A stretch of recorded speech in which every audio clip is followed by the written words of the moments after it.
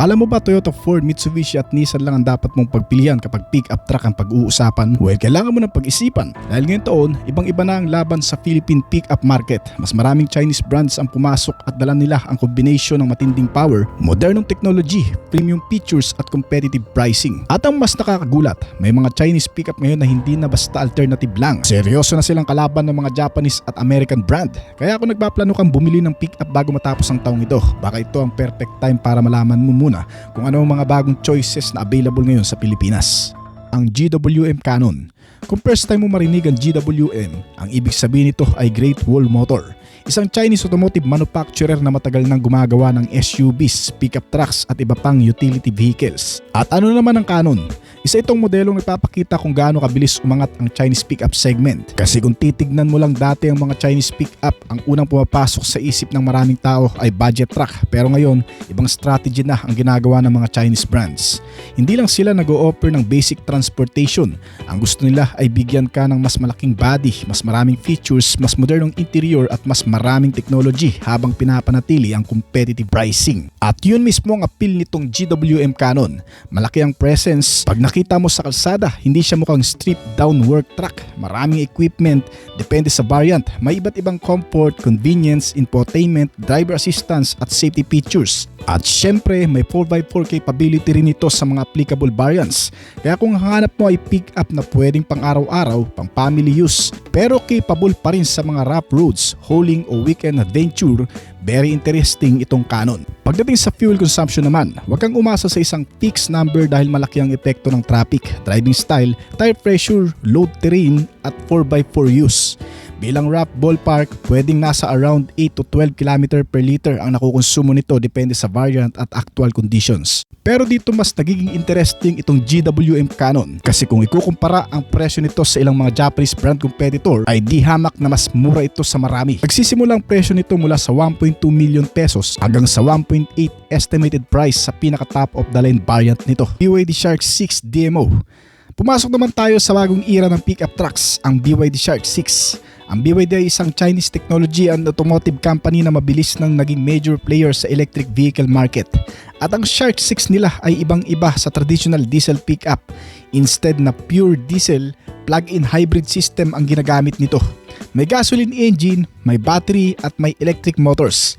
Ang advantage nitong pickup ay instant electric torque at kapag fully charged ang battery, pwedeng gamitin ng electric power para sa maraming short distance trip. Para sa isang owner na may sariling charging station sa bahay at mostly city driving, napaka-interesting nito. Hindi ka na purely dependent sa diesel at hindi na rin kailangan ng charging stop every few hundred kilometers tulad ng isang pure EV. Pero may downside din ito.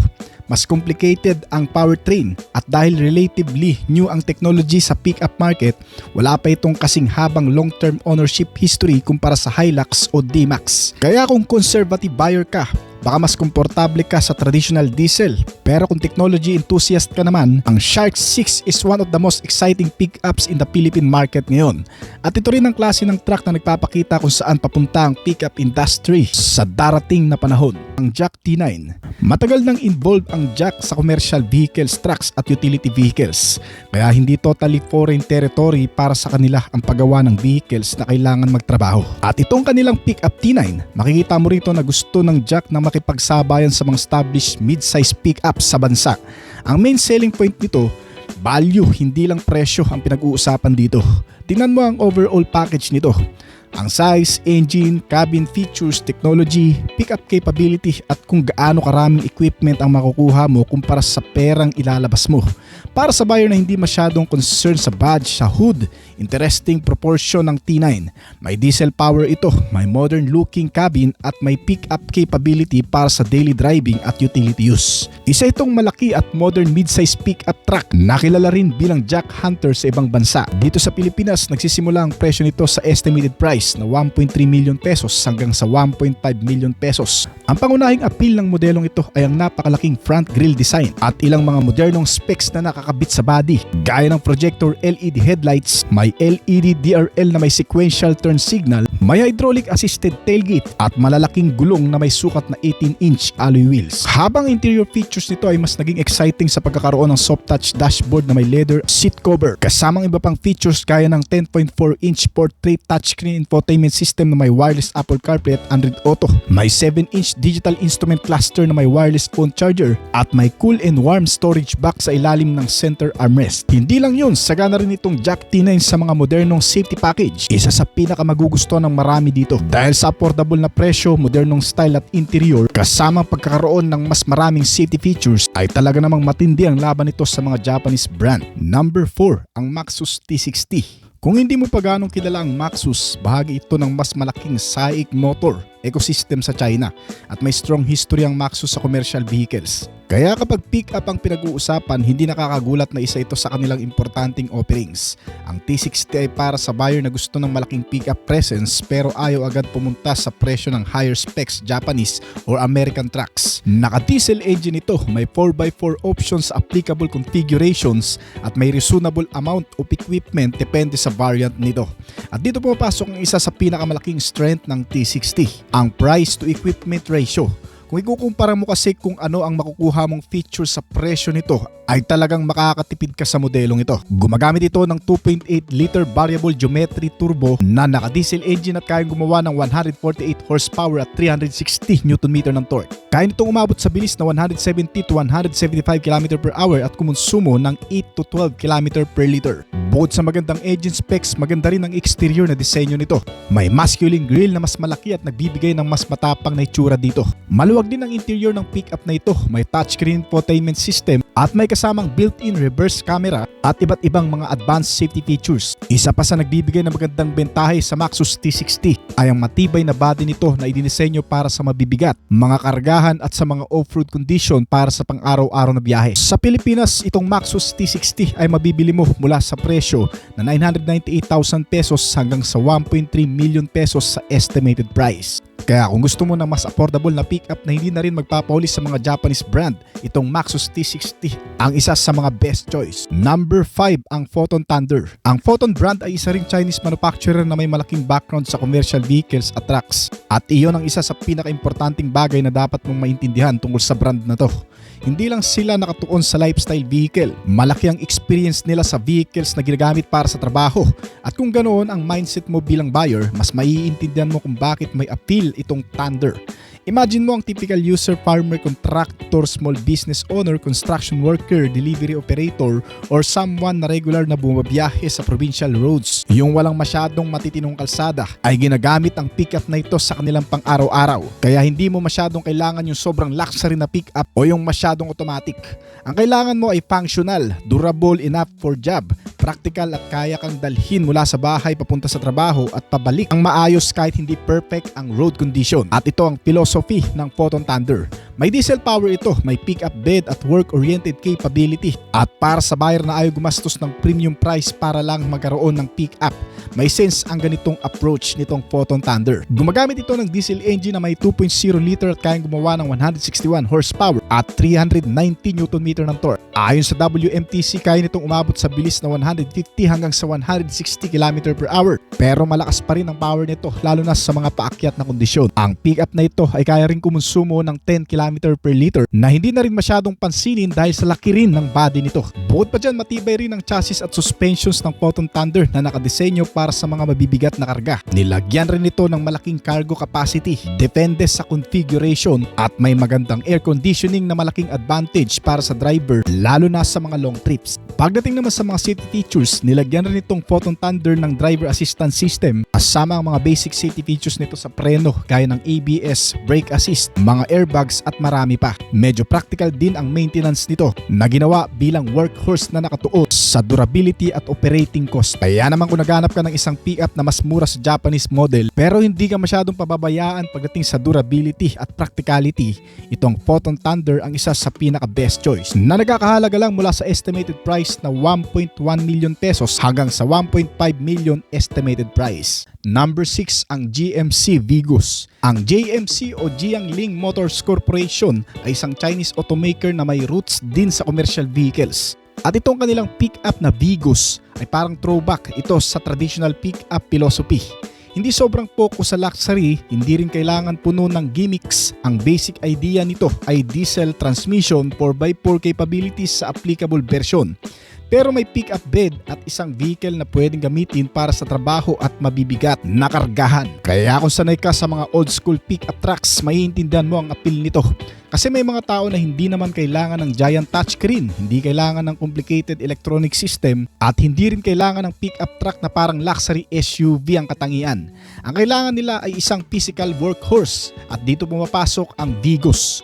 Kung farm vehicle ang kailangan mo, kung construction ng trabaho mo, at kung may small business ka, kung regular kang nagdadala ng mga tools o equipment o mabibigat na kargamento gaya ng mga appliances, mas madaling maintindihan ang main purpose ng ganitong pick-up. Sa fuel consumption, umaabot sa 8 hanggang 11 km per liter ang nauubos nito. Depende sa karga at kondisyon ng kalsada. Gumagamit rin itong modelo ng malakas na diesel engine na may 2.5 liter turbo diesel na kayang gumawa ng 167 horsepower at 380 Nm ng torque. Umabot ang bilis nito mula 150 to 160 km per hour. Hindi ito ginawa para sa bilis, para magbigay ng malakas na workhorse para sa mabibigat na karga. Kahit papano, medyo simple itong sasakyan sa exterior, pero may malaki pa ring bentahe ito sa interior, gaya ng pagkakaroon ng 12.5-inch touchscreen infotainment system at may mga smart connectivity features pang kasama sa mas matataas na variant nito. Pagdating sa iba pang bagay, gumagamit rin ito ng high-strength body structure na nagbibigay ng tibay at proteksyon sa interior para sa mga pasahero. Kasama na riyan ang airbags, active safety system at mga ABS sensor para sa pagpepreno. Ang estimated price nito sa bansa ay nasa 959,000 pesos hanggang sa 1.1 million pesos sa pinaka-top of the line nito. Number 7, ang KGM Musso. At kung hindi mo pa masyadong kilala ang KGM brand, baka mas pamilyar ka sa dating pangalan nito na Ssangyong. Ang South Korean brand na ngayon ay KGM na. At ang Musso ay isang pick-up na medyo naiiba sa usual choices na nakikita natin sa Philippine market.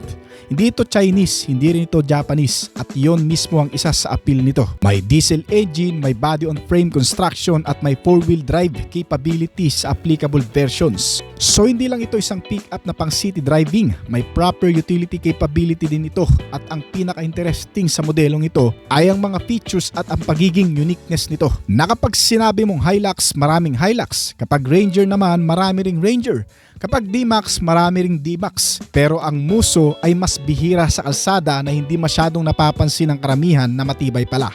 At kung gusto mong magkaroon ng pick-up na hindi mo makikita sa bawat traffic at ikaw pa lang ang merong ganitong disenyo sa lugar mo nito, medyo nakakabilib yun. Gumagamit ang modelong ito ng 2.2 liter diesel engine at kayang gumawa ng 190 horsepower at 441 Nm ng torque, at may kabuang bilis na umaabot ng 172 to 177 km per hour. Ang fuel consumption nito ay nasa 10 to 12 km per liter, pero hindi dyan natatapos. Ginawa ang pickup na ito para sa mga kargahan at sa mga off-road adventure trips. May maluwag na cabin interior na para sa 5 pasahero at equipped na rin sa ilang mga features gaya ng clear central touchscreen na may Apple CarPlay at Android Auto capability. Nilagyan rin ito ng mga advanced safety features gaya ng autonomous emergency braking, blind spot monitoring, lane departure warning, rear cross traffic alert at ilan pang mga basic safety sense gaya ng airbags, ABS at ABD. Sa Pilipinas, nagsisimula ang presyo nito sa estimated price na 1,180,000 pesos hanggang sa 1,695,000 pesos sa pinaka-top of the line variant nito. Number 8, ang kakarating lang na Raider RD6. Isa itong kakaibang pick-up sa lahat dahil di gaya ng marami,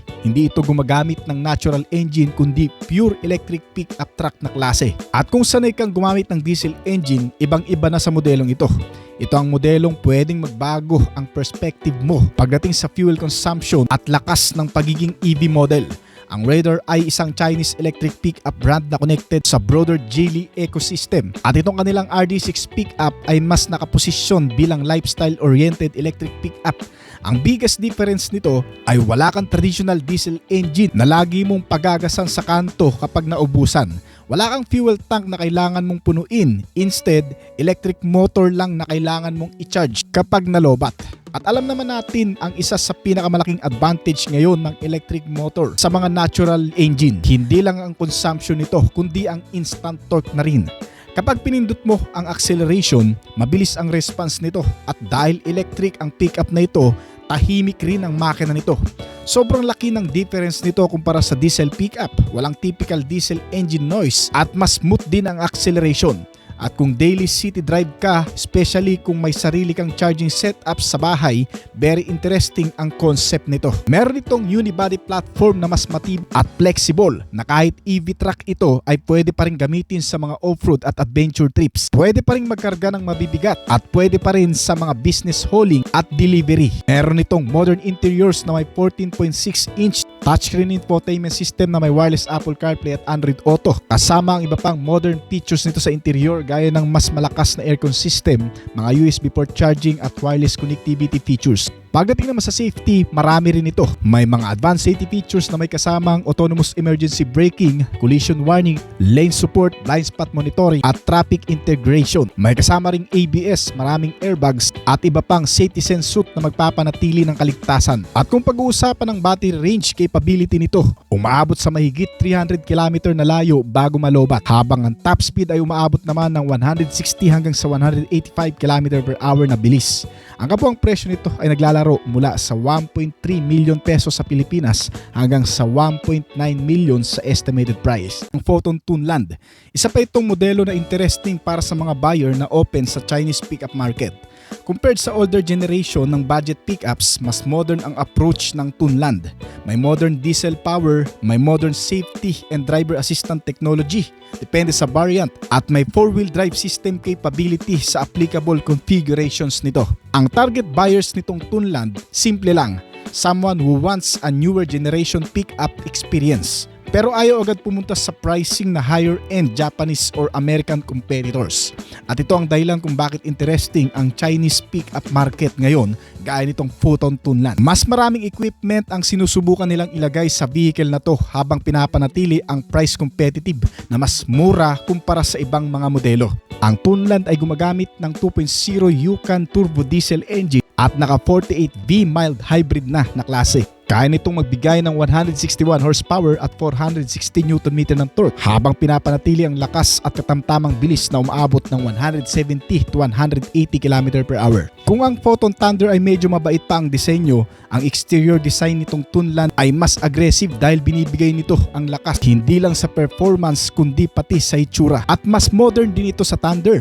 Meron itong 14.6-inch touchscreen infotainment system sa interior at may 12.3-inch digital instrument cluster kasama ang mga naka-leather seat cover. Meron itong climate control system, wireless Apple CarPlay at Android Auto at iba pang mga connectivity features gaya ng USB port socket at wireless charging pad. Pagdating sa safety, equip ito ng SRS airbag, ABS at 360-degree camera view monitor. Hindi lang pang highway, pang long trips at pang city itong modelo kundi pwede rin sa mga adventure at off-road. Sa Pilipinas, nagkakahalagang presyo nito mula sa estimated price na 1,778,000 pesos hanggang sa pinaka top of the line variant nito na umaabot na ng 2 million pesos sa estimated price. Kaya kung gusto mo ng pickup na mas aggressive, modern at hindi tataas ang presyo sa mga Japanese pickup trucks, isa ito sa pinakamagandang pagpilian na affordable pickup pero modern.